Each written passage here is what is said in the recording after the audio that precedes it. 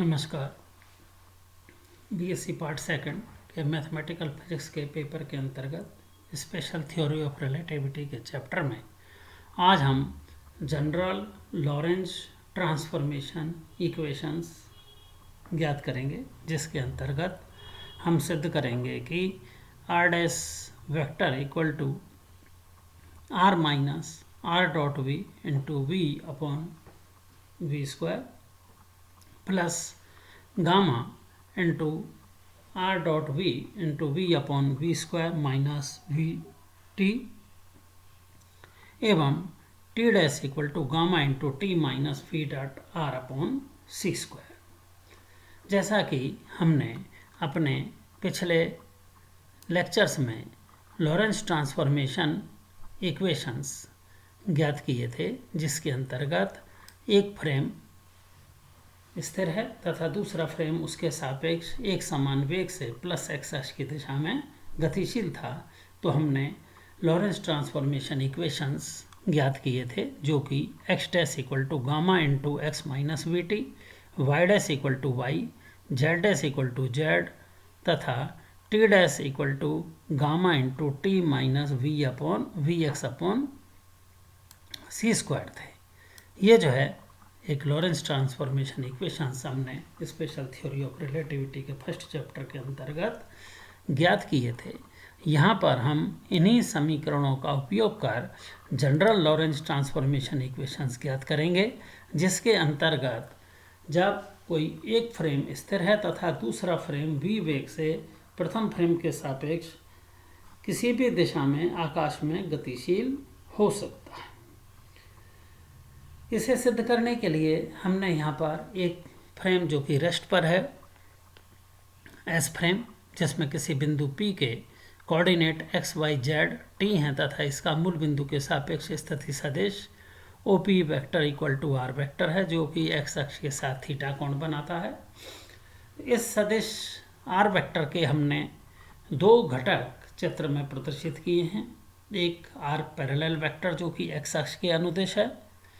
या जैसे हम ये कह सकते हैं कि जो एस डैश फ्रेम के वेग v के समांतर है, जबकि दूसरा घटक r परपेंडिकुलर द्वारा दर्शाया गया है और यह वेग v के अभिलंबवत घटक है।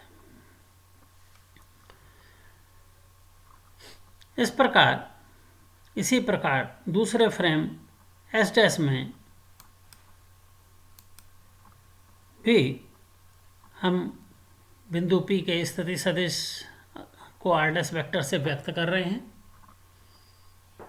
जिसके coordinates x dash, y dash, z dash, t dash हैं तथा इसके भी दो घटक आर पैरेलल डैश व आर परपेंडिकुलर डैश हैं, जो कि क्रमशः वेग के अनुदिश तथा वेग के अभिलंब घटक है। अब हम समीकरण 1, 2, 3 जो कि लॉरेंज रूपांतरण समीकरण हैं कोऑर्डिनेट्स व टाइम के,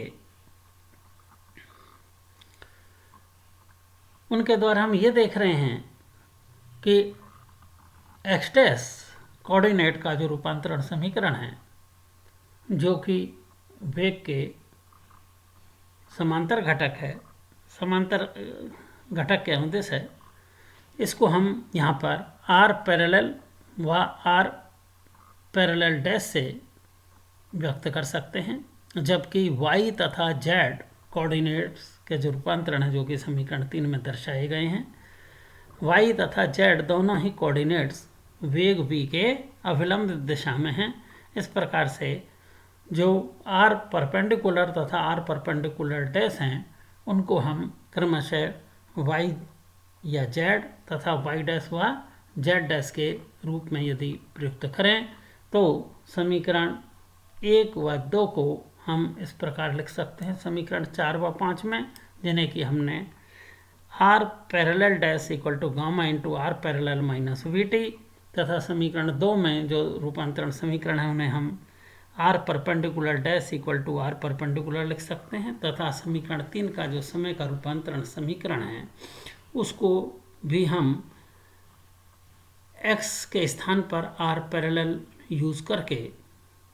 रूपांतरित करके समीकरण 6 के रूप में दर्शा रहे हैं। अब हम इन्हें आगे हल करने के लिए हम चित्र में दर्शाए अनुसार आर वेक्टर तथा आर डैश वेक्टर को आर पैरेलल तथा आर परपेंडिकुलर घटकों के योग द्वारा तथा इसी प्रकार आर डैश वेक्टर को आर पैरेलल डैश वेक्टर तथा आर परपेंडिकुलर डैश वेक्टर द्वारा लिख सकते हैं। यदि चित्र में दर्शाए अनुसार हम आर वेक्टर का एक्स अक्ष के साथ कोण थीटा लें तथा आर डैश वेक्टर का एक्स डैश अक्ष के साथ कोण थीटा डैश लें तो हम आर पैरेलल वेक्टर को आर कॉस थीटा के रूप में लेंगे तथा आर पैरेलल डैश को इसी प्रकार से r dash cos theta dash लेंगे। यदि हम इसको वेक्टर रूप में लिखें तो चूंकि आर पैरेलल वेक्टर वेग के समांतर घटक है, अतः इसे हम समीकरण 8 में ऐसे लिख सकते हैं कि r parallel vector equal to r cos theta into v cap, क्योंकि आर पैरेलल वेक्टर की दिशा वेग के अनुदिश होगी। अब हम समीकरण 7 व 8 का उपयोग समीकरण 4 व 5 में करते हैं। समीकरण 4 के अनुसार r dash vector equal to gamma into r parallel minus we T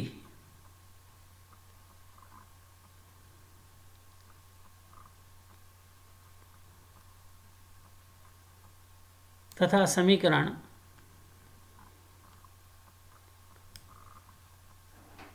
5 से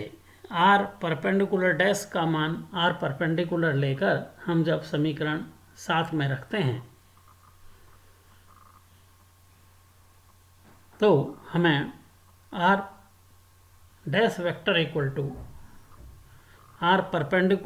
पैरेलल डैश वेक्टर के स्थान पर हमने समीकरण 4 से मान रखा है तथा आर परपेंडिकुलर डैश का मान आर परपेंडिकुलर है जो कि समीकरण 5 से रखा है। अब हम इसमें आर परपेंडिकुलर का मान समीकरण 7 से पुनः लिखते हैं, जो कि समीकरण 7 से आर परपेंडिकुलर वेक्टर का मान r vector minus r parallel vector होगा। अभी हम इसे समीकरण 9 द्वारा व्यक्त कर रहे हैं। इसी प्रकार समीकरण 8 से आर पैरेलल वेक्टर का मान जो कि r cos theta into v cap है, इस मान को अब हम समीकरण 9 में आगे प्रयुक्त करेंगे। उससे पहले हम इसको इस प्रकार से लिख सकते हैं, r parallel vector equal to r cos theta into v cap के स्थान पर हम v vector upon modulus of v लिख सकते हैं। इसी प्रकार से आर कॉस थीटा को हम r vector dot v cap लिख सकते हैं, क्योंकि आर वेक्टर व वी वेक्टर या वी कैप के मध्य का कोण थीटा है और इनके डॉट प्रोडक्ट द्वारा हमें आर कॉस थीटा मिलेगा। पुनः इसमें वी कैप के स्थान पर v vector upon modulus of v यदि हम लिखें तो हमें आर पैरेलल का मान r dot we into v vector upon we square मिलेगा। समीकरण 10 का यह मान जब समीकरण 9 में प्रयुक्त करते हैं तो हमें r dash equal to are minus या आर पैरेलल का मान रख दिया गया है r dot we into we upon we square plus gamma into r parallel minus we t है, जो कि आर पैरेलल के स्थान पर फिर से हम r dot we into v vector upon we square लिख रहे हैं माइनस वी टी के रूप में। समीकरण 11 प्राप्त हुई है। अब हम इसी प्रकार से समीकरण 6 जो कि टी डैश का रूपांतरण समीकरण है, इसमें भी आर पैरेलल का मान जब रखते हैं तो यहाँ आर पैरेलल का मान हम आर कॉस थीटा ले रहे हैं समीकरण 6 के अंदर। तो हमें टी डैश का जो समीकरण प्राप्त होगा वह है gamma into T minus R dot V मिलेगा, R dot V upon we square, क्योंकि समीकरण 6 में हमें वी इंटू आर पैरेलल मिला है, और जब हम आर पैरेलल की जगह आर कॉस थीटा रखते हैं और चूंकि थीटा वी वेक्टर व आर वेक्टर के मध्य का कोण है, तो इस प्रकार से हम उसे we dot R upon C square लिख सकते हैं। यह समय का रूपांतरण समीकरण है। अतः हमें जो समीकरण 11 व 12 प्राप्त हुए हैं,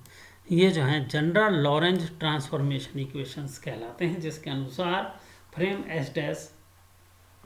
एक नियत वेग v से फ्रेम s के सापेक्ष किसी भी दिशा में गतिशील हो सकता है। तो यह सामान्य रूपांतरण समीकरण कहलाते हैं। धन्यवाद।